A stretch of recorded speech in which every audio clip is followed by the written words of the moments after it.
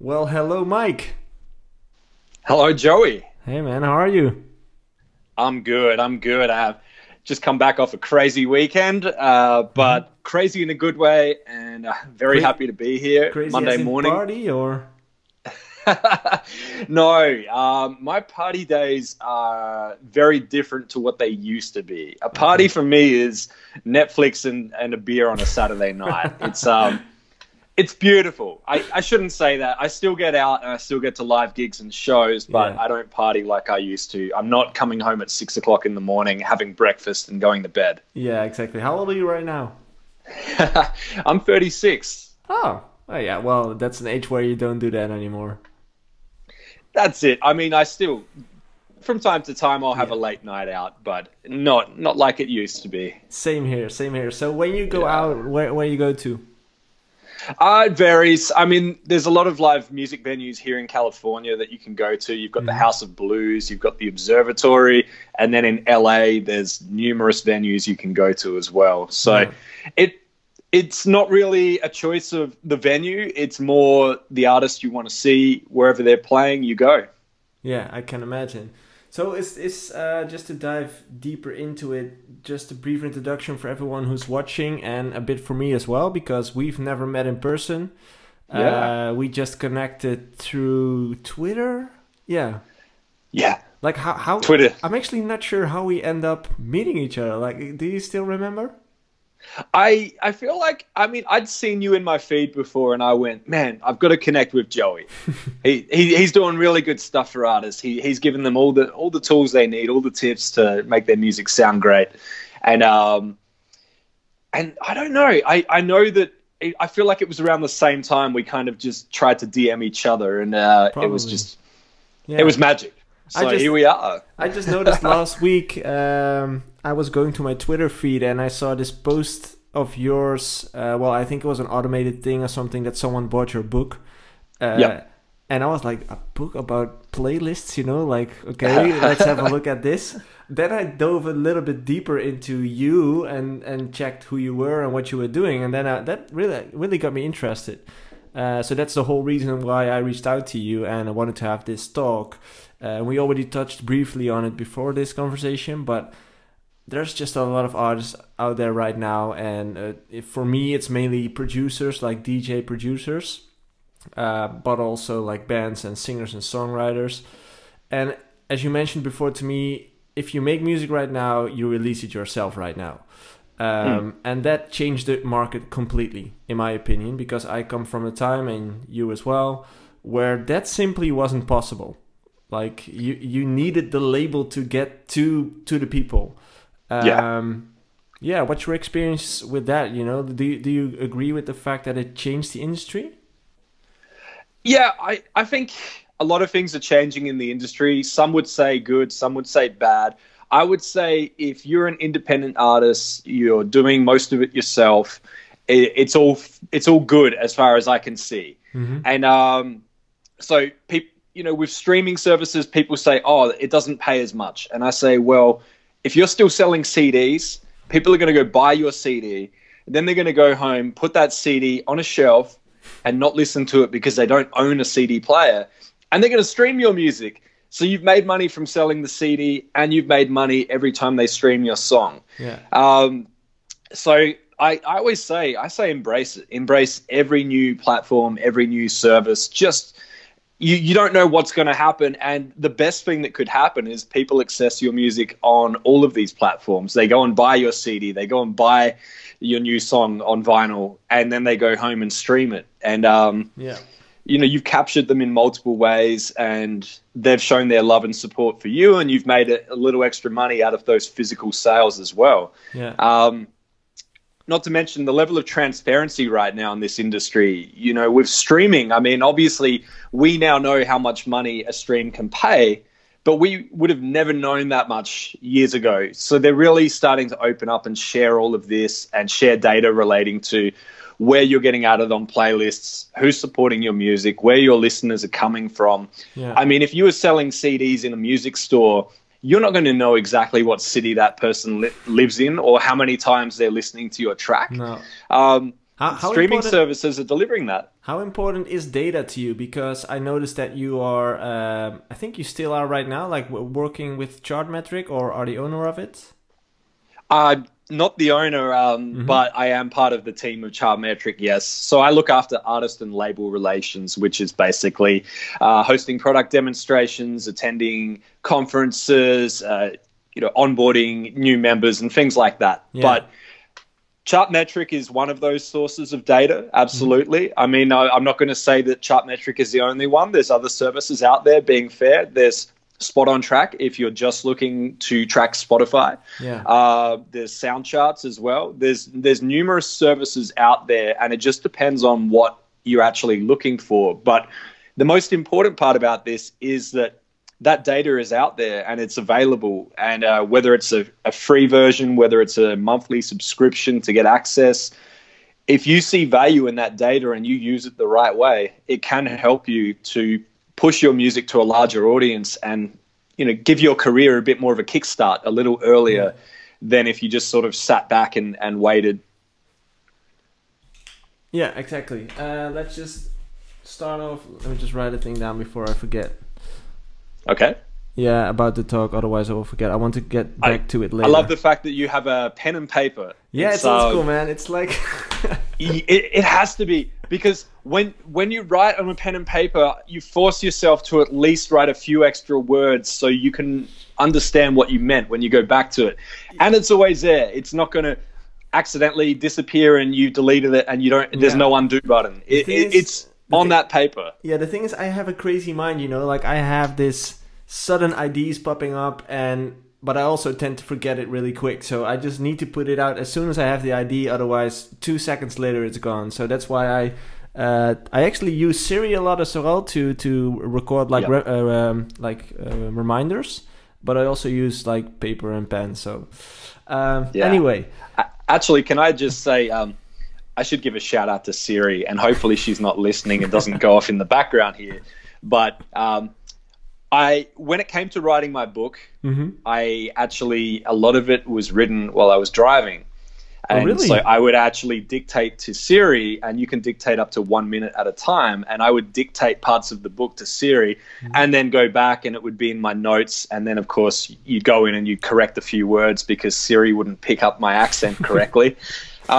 But that's how a lot of the book was actually created, and that's why it does sound like it's actually me speaking to someone. So shout out to Siri for taking all those notes at 2 o'clock in the morning or during those long drives and exactly. helping me out. Okay, so that's another point I wanted to get back to, so I also wrote that down. But let's just start off with giving people context. How did you end up in the music industry? Like, where have you come from? What have you done in the last few years? Sure. I'll try and condense it down to the 2-minute version for you here. The 2-minute pitch. But yeah, that's it. Basically, music lover ever since I was a kid. My music, I was into everything. I was into Guns N' Roses. I was into Ice-T, Ice Cube, NWA. I was into punk pop. I'll admit I had an insane clown posse phase for about a week. I listened to pretty much everything growing up. Funk, soul, the works. James Brown, of course. Once I turned 18, because in Australia you only had to be 18 to go out and drink and party, I started going out to nightclubs and I started talking to people, and I became one of those guys that would walk outside the club and hand out drink cards to get people in. And then that led to talking to the DJs, which led to getting trained up to become a DJ, which led to DJing and MCing at a number of venues around my hometown, and then eventually around the country. And then it got to the point where I realized there's only so much I can do when, just as a normal DJ who can play pretty well and talk on a microphone. So got into music production with one of my friends, started pumping out some music. I was never the greatest producer, but the beauty of collaboration is I had some good ideas, and I had a guy who was a really good producer. And so between the two of us, we were able to get it out there and get it done. And I guess the other good thing about collaboration is everyone has a different skill that they bring. So mine was I was always more sort of the business focused side. So the track would come out, and then I would really go to work on it. That's actually a good point. You know, like I keep bashing that into like to other people as well. Like you have to know what your strength is, because if music making, like music production, like simply isn't your strength, because it's a talent. You know, like you also have to have a talent for it. And I always say, like, if you feel like this isn't your strongest point, but you do know how to sell your music, you know, like find someone who can add their value to your product. Mm-hmm. I mean, look at any, well, I shouldn't say any, because Ed Sheeran is a one-man machine, but look at some of these pop artists out there. Look at Justin Bieber. He's got a great voice. Yeah. May not be able to write all of his own songs. So in comes a songwriter, writes the song for him. He still performs it. He's still singing. Mm-hmm. Bieber can't go in there and make a good beat. So he'll go and find someone who can. Yeah. And it all comes together, and it's a team effort. And yes, there's one person up front in the limelight performing it, but you know, collaboration is key, and it doesn't necessarily have to be just in the studio. You may not need a studio buddy, but maybe you have somebody who has a little more knowledge about other aspects of the industry, and if you work together, you can help each other. So if you feel like you need a label, maybe you don't. Maybe you just need a friend who's really good at releasing music to help you out for a few releases and coach you along the way. Good and point. then you're set. Yeah, good point. So you were part of DJ Duo. Yes. And more recently, after that, it changed into, it's more of a live electronic group now. So we have, I'm still the DJ. I'll admit I've never played a music instrument in my life properly. I mean, I did a few instruments in preschool and primary school, but I just wanted to be up there and just play the music, and I really enjoyed listening. So I surrounded myself with some really talented guys, and we formed a group called Date Night. And so in the group, we've got Sharif, who does sax, who also plays keys, and then we've got Anders, who does bass guitar and also does keys, and then we have various guest vocalists on each track. Cool. So when we do a live show, it's a mix of live guitar, live sax, live trumpet, and live vocals, and it's a lot of fun, and it works really well together. And the cool thing about that is we finished our debut album, and everyone went, "Wow, when did you guys get time to get in the studio together?" And we went, "No, we lived in 4 different parts of the world when we did this. It was all online. It was Ableton using Collect All and Save on the session, and then syncing it to Dropbox. And the best part is we're in different time zones, so we would all work on the same track at different hours of the day. So in 24 hours, you could have a song done because everyone's added their little touches to it along the way. Oh, wow. And all the stems just start flowing in. Yeah, that's great. Obviously, we had that chemistry from working in the studio together before this, but that chemistry continued online, and we were able to finish the album from different parts of the world. Yeah. Okay, that's crazy actually. That's something new I've heard. It's a great idea. Yeah, look, if I had a choice, I would have been in the studio with them the entire time, because it is way more beneficial and it's so much more fun, especially if you're sitting there for hours and you're not really making any progress with a song. Yeah. At least you've still got friends around you, and if you need a little break, you can all go out, have lunch, or get a coffee, or whatever you do. But for this, there was certain reasons why we couldn't all be in the same place, so it worked out really well for us to be able to still put out music and do it all online. Great to hear. And right now you're working with I forgot the name, Chartmetric. Yes. And is there anything else you do? Yeah, so I wear many hats.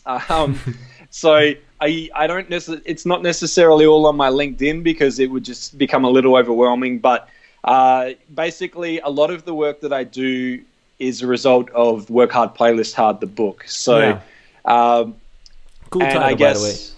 Thank you very much. It's a play on words, and it's a bit of a pun, and that's kind of my jam. So I figured it has to be true to the person that I am as well. Yeah. But yeah, I've curate my own playlists across various streaming services, and then I also help artists, whether it's one-on-one coaching with their release strategy and things like that. I don't do anything on the production side. I'd send them to someone like yourself.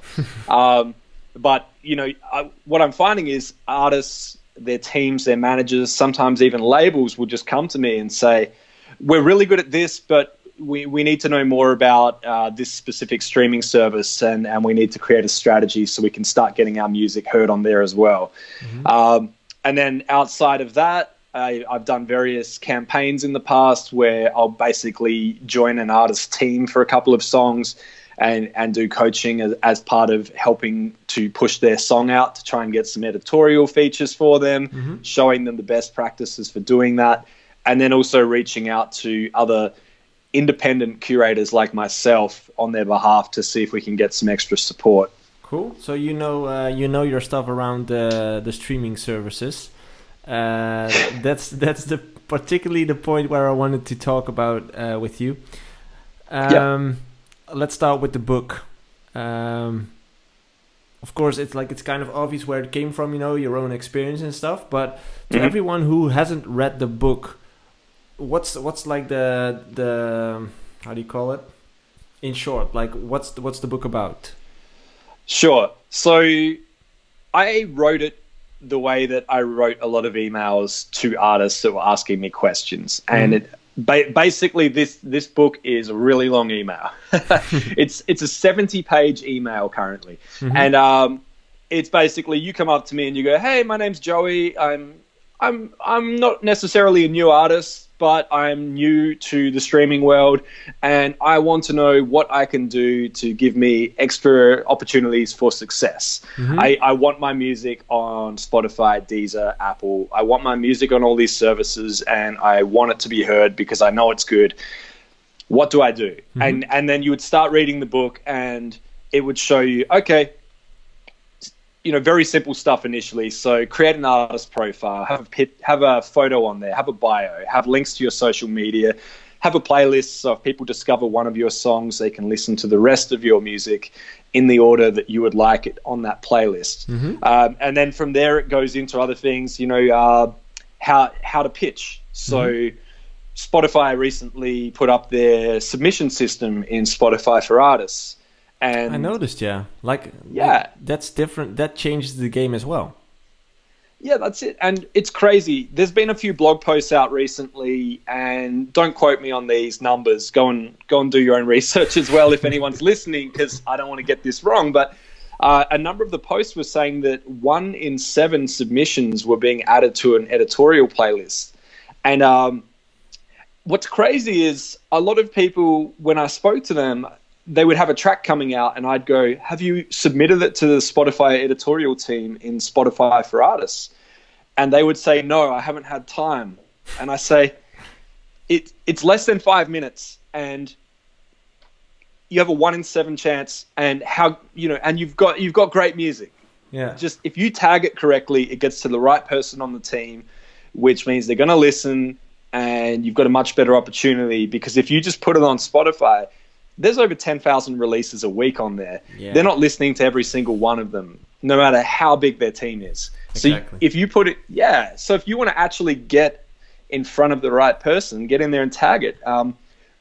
We put out a track recently on Spotify, and we followed the process and tagged our track. We're on 2 editorial playlists so far. We're on Pop Chill Out and Weekend Hangouts, both with around 1.4 million followers each. And with editorial playlists, you mean like the Spotify-owned playlist, right? Like not correct, not the automated like digital kind of playlist, digital created playlist, but the more like hand-picked. Yeah, ones. That's it. So the ones that are curated by people that work at Spotify themselves. That's correct. Yeah, exactly. Yes. Okay, and it's actually a great idea to like write answering emails and create a book out of it. Like, yeah, it's fun. Anyway, the playlist, because that's one of those questions that I get a lot as well. Either it's from clients or it's just on social media from people following me. I once wrote a blog about how to get in Spotify playlists about a year ago, maybe even a bit longer, and that article gets me a lot of hits. And I started thinking, like, why are people so focused on getting on those playlists? You know, like, of course it's important, but it looks like everyone's looking for a shortcut. Everyone's just, they just want to send out one email to 1,000 playlist promoters, and hopefully 200 of them will pick the track.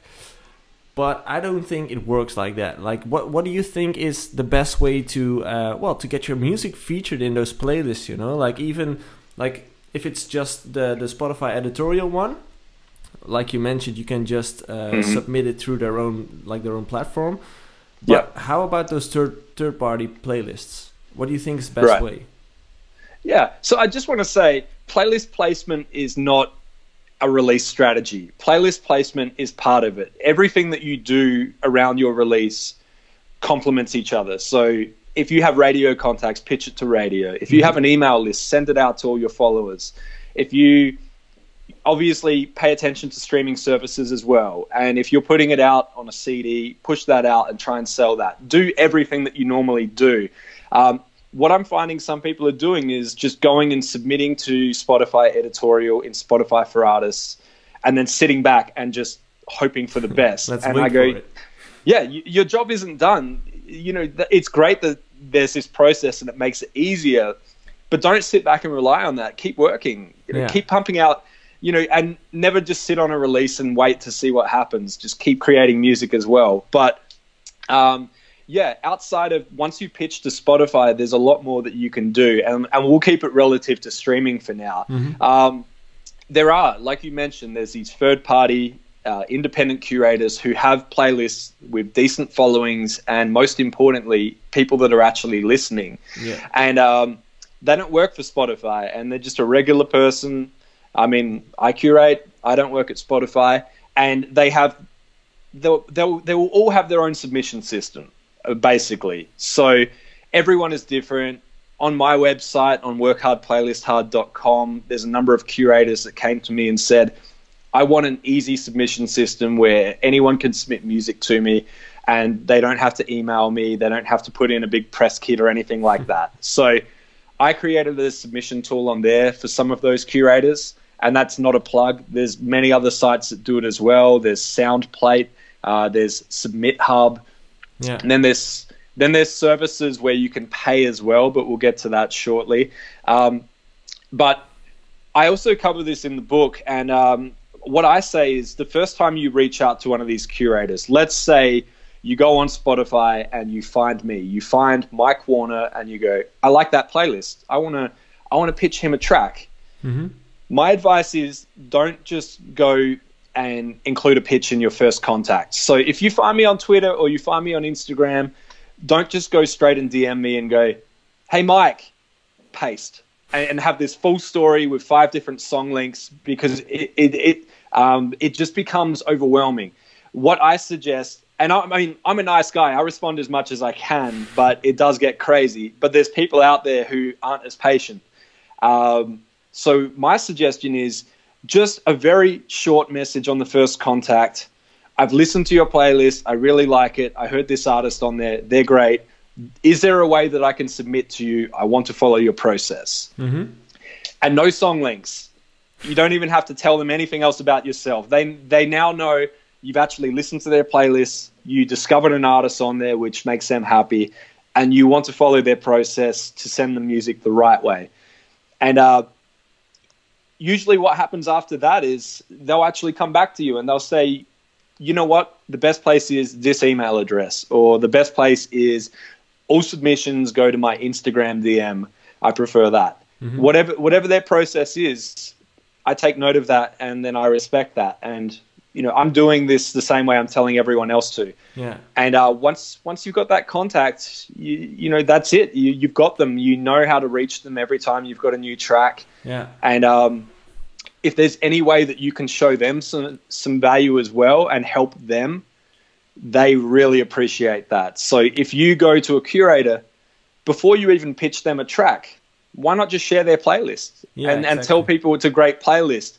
And then maybe a few days later, ask that curator if they have a submission process. Yeah, so if I understand this correctly, what you're saying is...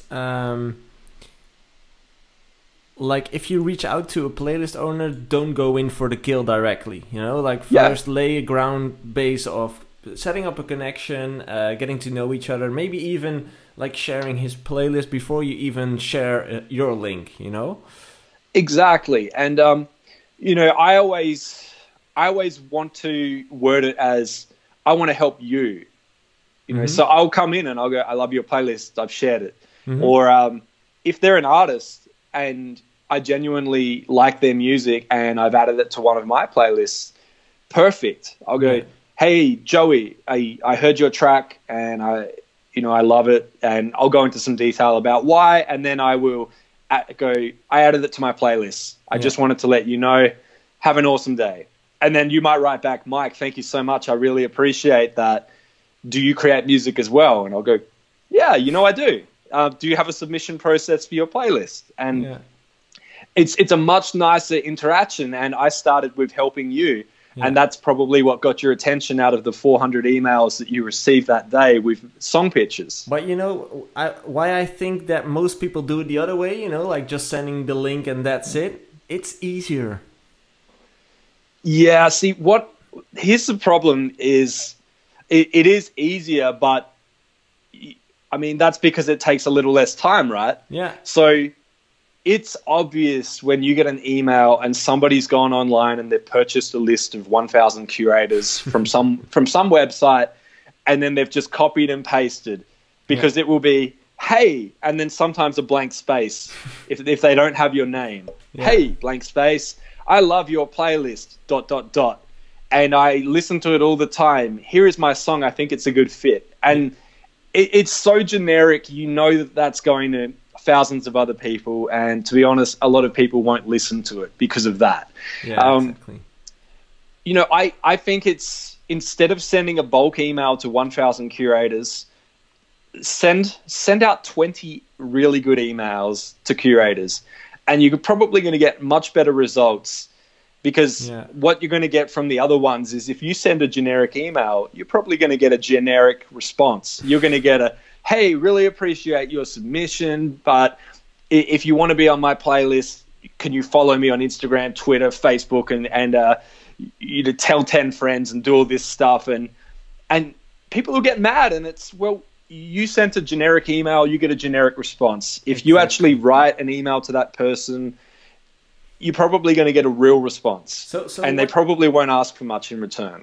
Yeah, exactly. Like what goes around comes around. What's your opinion on paid playlists? Because that's something I hear more and more nowadays, probably because the market is becoming bigger. What's your opinion on that? You know, like, should an artist pay to get his track into a certain playlist? No. Definitely not. And the reason for that, for the majority of these playlists that you're paying to get on, they're not real listeners. So what basically happens is it's manufactured. Somebody gets a playlist and buys 100,000 followers and puts your track in there. So that's possible. It's possible to buy followers now. Same with SoundCloud, same with Instagram, everything. Yeah. And it's always going to be the case. I mean, there's always somebody that will sit there and just leave something on loop all day and get paid for it. But the thing is, okay, let's say you have your song and you spend, I don't know, $200 to get it on this playlist, and there's 100,000 followers and you get 2,000 streams. Number one, you're not getting return on investment, and number two, the playlist that you're added to is probably not relevant. I've seen some of the craziest stuff. I saw a hip hop song added to a soundtrack playlist based on Walt Disney movies, and I said, that doesn't make any sense, because people that go to that playlist are not looking for hip hop. No. And people that are looking for hip hop are not going to that playlist. So any listeners you get on there, they're either going to hate you, or they're going to hate the playlist, which means that playlist is not that good. Yeah. So, you know, I say, look, if you've got money to burn, there's other ways that you can invest it. So, like I said, let's say it was $200 for a placement. Spend $200 and run some ads. Run some ads on Facebook. There's a whole bunch of different courses that will help you out with this, but just a simple idea: run some ads on Facebook, target it to people who like Spotify, and also like some artists that are similar to you. Target it in the city where maybe you want to tour next, and then just include the Spotify link in there and just get that going. And that's probably going to be a lot more rewarding. You may not get as many streams, but you're more likely to get some actual fans out of that who may in turn follow you. And over time that will grow. Yeah. It's, and you can run ads for, I think it's $2 a day if you want. So you could spread that out. It's even less, I think. Like I pay, like some of my ads, I have ads running as well. Some of my ads are like 8 cents a click, it's nothing. Exactly, and you just set the budget at $200 and watch what happens. You'll get some actual real fans instead. So let's say like you, for instance, you run a playlist, but you don't get paid to add songs. So how do you get paid? Is it something you just do for fun, or is there like, do you make money on another way, or? Yeah, so I make money consulting. I make money in book sales. Mm-hmm. I make money working closely with artists and their teams on their strategies as well. So outside of that, I do use a service called Playlist Push. Yeah. And so to explain Playlist Push is if you want to pay a service to pitch your music to these third-party curators, you can use a service like Playlist Push. And it will push to those curators who maybe can't be reached by email. They can't be reached any other way. So the only way that you can potentially get your song in front of their ears is one of these services. And the reason that it's popular with curators on the other side, so I'm on Playlist Push as a curator, is you get paid to listen to the song regardless of if you add it or not. So you're not paying for a guaranteed spot, but you're paying for that curator to listen. It's it's a little more automated than Submit Hub, but similar process, absolutely. And so what I do is I log in and there'll be submissions there, and when I listen, I will get paid for listening, providing feedback, and if I add the song, I still give feedback as to why I like it, why I added it. And if I don't like the song, I'll give feedback and say why. Or if it just doesn't fit my playlist, I'll give more than just that, because that's useless. So I'll basically say, look, this playlist is an upbeat fashion store playlist full of upbeat vocal pop music, and your track's a great hip hop track, but it's not going to fit in this playlist. It's going to be very out of place. Yeah, exactly. Okay, so that makes sense. Yeah. I actually knew that about Submit Up, but I didn't know about Playlist Push. It's a good one. Yeah. So tell us a bit more about your book. So because it's for sale, I said like $6, $9, not that expensive. Yeah, I'm not sure what it converts to where you are, but I guess for everyone that's listening, it's $9.99 US. That's $9.99, not $999. $9.99. Yeah. And the reason for that number is because if it went to $10, Amazon would take a significant chunk out of the sales, and also I wanted to keep it under $10, and that's the reason for the price. But what's most important for me is that people find value in the book, and there's nothing better than hearing from an artist and they come back to me and go, I never got more than 1,000 streams on Spotify. I've always had the less than 1,000 on my top tracks when I look at my profile, and now I've got 10,000 streams since I applied what you said in the book. I mean, that's awesome. That's perfect. Yeah. And, that's great to hear. Yeah, and look, the book is going to give you homework. It's not going to do the work for you, but that's the whole point. You could employ me or someone to help you out, or you could read the book and set aside a little bit of time and just start planning out carefully for your release, following what it says in the book, and doing it yourself and have that success. Yeah. And, I'm sure you'd remember, but the first time you ever get a payment from your distributor or from a streaming service, it's a really good feeling. Even if it's a small check, just that first time you get money from this and you go, wow, this is real. Like, I can actually make some money out of this. It's just a massive confidence boost. True. I find once people get that first taste of it, it just drives them so much harder. They go, right, what else can I do? Where else can I pitch my music? Who else can I reach out to? And all of a sudden it becomes part of their strategy. I'm not saying that, obviously you're an artist, you're a producer, you're a singer-songwriter. You've got to spend the majority of your time on your craft, getting better, sounding better, putting out more music. But if you want to stay independent, you're going to need to invest a little bit of time into this stuff as well, because it's going to help you to reach that audience. Everyone's got an audience out there. You just need to help them to find you a little quicker. And by doing this, that's going to happen because you're actually just putting your music out there and it's getting in front of more people, and eventually it'll come back. True. So the last thing I want to go to is, from your perspective, let's say you're an artist who just got started, like he has some decent tracks going on and he wants to get his music out there. How would you build that career? Like, what are the things that you will do to promote yourself and to get some reach and get some plays? Like, how would your strategy look like? So we're talking a brand new artist that doesn't have any following yet, has just put out their first track. Yeah, well, not maybe the first one, but he doesn't really have any following, and yeah. Okay, sure.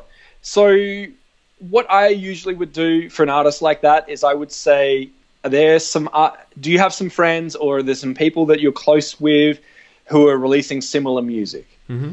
And most of the time they know someone, whether it's someone they studied with, whether it's their mentor or a studio buddy, whatever it is. And this is the perfect thing because you all help each other. And this is very common with the Swedes as well. If you have a look at Swedish artists, they all help each other. One of them goes up and they climb up a step, and then they reach their hand back and they lift the next person up and they bring them up with them. This happens in the early stages as well for artists. So reach out to those friends who are doing similar music, and you'll find that they're probably doing different strategies. So they've got a new song coming out. They may have a campaign promoting that where they have a pre-save, which for those of you listening who may not know, a pre-save is a gate which will capture people who follow the gate. So it could be a simple process. It could be click here to save my new song. You'll click there, you'll sign in with Spotify. The date, as soon as that song is released, it is saved into your Spotify library. It's the equivalent of when you would pre-order a song on iTunes so that you would have it the day it comes out, and then you would go on the iTunes charts because you get all those sales on day one. Yeah. So in these gates, there is the possibility to add another artist. So you have your friend, they're releasing a new track, and you say, could I get in your gate as well? Mm-hmm. And what happens is everyone that follows them through that gate will start following you as well. And then you've got some people following your music who you know are going to enjoy it because you've got a similar sound to that other artist. And then that's one way to start growing followers. And what happens from there, of course, is you'll start appearing in their release radar, you'll start appearing in their Discover Weekly potentially, and they'll start getting, your music will start getting feeded more and more into their playlists that are curated for them. Yeah, because eventually that's like a really interesting goal to get featured in those automatically created playlists, like Release Radar and Discover Weekly. Yeah. Because then Spotify, the algorithm starts sharing your track around the platform. It just keeps going. Release Radar, of course, is the first week, unless people haven't listened, and then sometimes it will sit there until they actually go in and listen, and then after which time it refreshes. But a few weeks after the songs have been in Release Radar, they may appear in Discover Weekly, and that's when it pushes it to people that aren't even following you that may like your music. Yeah. So it just gets this extra burst of life, and it can keep going from there. So your song may not blow up on day one, but 3 to 4 weeks later, it could go on Discover Weekly, and it could go really well, and that's when you could start getting picked up for some other playlists. So yeah. I always say that it really is a long-term strategy. Mm-hmm. You don't just put out a song and it happens overnight. It could. I put out a song where 1 year after the release, we got picked up by some major playlists, and that song just took off at that point. But before that, we had maybe 10,000 streams in that entire year on that song, and then now it's at 900,000, and still growing. It's so that the key is to keep putting your music out as well, and keep consistent, because when you put out a new song, it doesn't make all your other songs old. No. The cool thing about streaming is a song is new to the listener the first time they hear it. Yeah. Nobody's looking at it and going, oh, this song was released in January. I can't listen to this. It's not new anymore. I actually had this last week. I always listen to Discover Weekly every Monday. You know, that's my thing. When it's Monday morning and I have to do some work, I put on Discover Weekly on the background. And I heard this song, and I was like, wow, this is a great song. And then I started digging deeper into it, and it was a really old song. I was like, wow, I completely missed this one. But I still listen to it right now. I saved it in my playlist. So that's how it works, you know? Like, that's the whole thing and actually pretty smart thing to say. Like, people don't care about the date. It's about if they like the track, yes or no. Yeah, and it's new to you. The first time you heard it, you go, this is new. Mm-hmm. I love this. Yep. And you found out it was old, but you still loved it. You saved it. You keep listening now because you just discovered it for yourself. Yeah. And that's the other reason to keep putting music out, because you may put out 4, 5, 6 songs, however many, and not much happens with them, but you're proud of them and they sound great. And then song 7, you release it and it blows up. People go crazy for it. And the first thing they do is they go to your profile and they see what else you've released. Yeah. And so if you've got that playlist that you created that we mentioned earlier with all of your songs on there, you've made it really easy for them to listen to your entire catalog.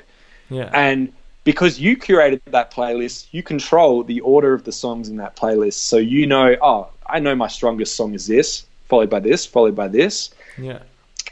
And then that one stream could lead to seven streams on that playlist, could lead to a follow, could lead to them saving more of your tracks, dragging it onto their playlist, and it just keeps going. So the discovery can go backwards. True, yeah. They hear your new song and then they discover your catalog, and all of those songs are new to them, and it just goes from there. Yeah, it's true. I actually created a playlist a few months ago, about a music genre that I used to play, like in early Dutch house kind of scenes, and I called it like the brand names that release that kind of music, because that's the way I think about it. But I just made it an open playlist. I didn't promote it. I didn't do anything about it. And I believe right now we already have like 550 people, like without even doing anything. It's just people looking up that name and finding the playlist. It's just crazy to see what the algorithm of Spotify and the recommended tracks and stuff, how that works and how that keeps old music alive. Yeah. That's it. I still make money on old music just because it's there, you know, like it's just because it's in the platform. Yeah, that's it. And, you know, you say it's old, but to the listener, it's new. Yeah. So that's the best part. I mean, what I love about Spotify is there's artists that I listened to when I was a kid, and there's songs that they released that I've never heard before. Coming up in my my daily mix or my Discover Weekly, they may release a new track, and it's like Spotify knows me better than I know myself. It goes, wow, you know, I know you like this artist. I feel like you might like this track as well that they put out that wasn't as big. Yeah, it's crazy. And another question, like this is something I truly believe in, and I wonder what your opinion on it is. Like, I believe that there is no maximum in releasing music anymore. Like it used to be like once a month or two times every year or whatever. But right now with the algorithms we have, as you said, that track's new to someone every time. So it doesn't really matter when you release the track, just keep them coming, you know. Like if you have something new, keep them coming. Absolutely. I mean, look, I'll give you an example right here. So with my group, Date Night, we released an album, 20 songs long. In the lead up to that album, we released every track as a single. And the reason for that was every song got its own opportunity in Release Radar. Every song got its own opportunity with playlists. And the stream numbers started going up on all of those individual songs.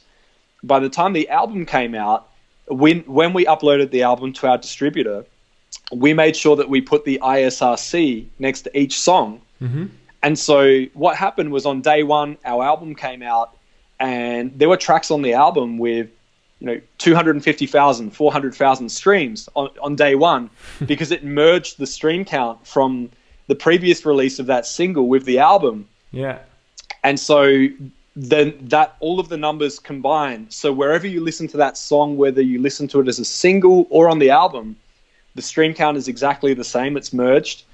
And when you go to our top tracks on our profile, instead of seeing two different versions of the same track with two different stream numbers, you just see the one. And that really helped us, because every track had an opportunity at playlist placement. We consistently got to release music every 2 weeks or every 4 weeks. And when the album came out, we were already sitting at 150,000 monthly listeners. That's great. And then the album came out, and people were going, I love this track, I love this track, I know this track, saving the album. And it just really took off from there. So, and we're doing the same now with album number 2. Every time we have a track that we finish, we just put it straight out. And then we keep building it up, and then that album will come out, and there's already some significant stream numbers on those tracks as well. That's a great tactic, man. Like bundle, and in the end, you bundle the track into the album, and you're good to go. Exactly. And I mean, I've seen artists do this where they'll have compilations of their own tracks. So if you make music in multiple genres, let's say someone like Grammatic, he does hip hop, he does down tempo, he does neo soul, he's touched many genres. He has a compilation he puts out called Cafe Jams, and he'll include his tracks on there, and it's a new release, but those tracks have already come out, but he's put them together and, like you said, bundled, and it gets another opportunity. You get to pick one of those tracks to feature, to pitch, and the stream counts all add up. So great tip. You can be releasing new releases, but not necessarily new music all the time as well. I mean, obviously, I wouldn't do this too much. Or if you like the idea, add a new track in there and make that the feature, and then that way, the hope is that people will go to this new compilation or EP you've released, listen to the new track, and then let the rest of the songs play. Great tip, great tip. I definitely think this is something most artists haven't even think about, that it's possible, or that they can use this to keep their continuity. Is that a word? Continuity? It is. I struggle to say it. Continuity. Did I say it right? Yeah, continuity. Yes. Yeah, to keep their continuity going, and I think it's a smart one. I just want to thank you, man. Like, I think you gave a lot of insights into the Spotify platform and into the streaming world.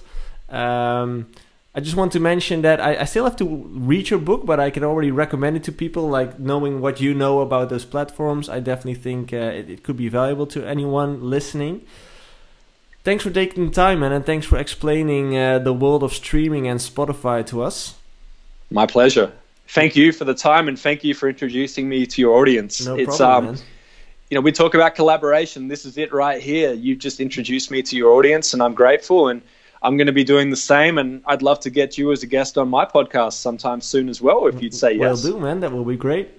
Fantastic. Yeah, well, thanks again, and have a great day, man. Thank you, Joey. Bye.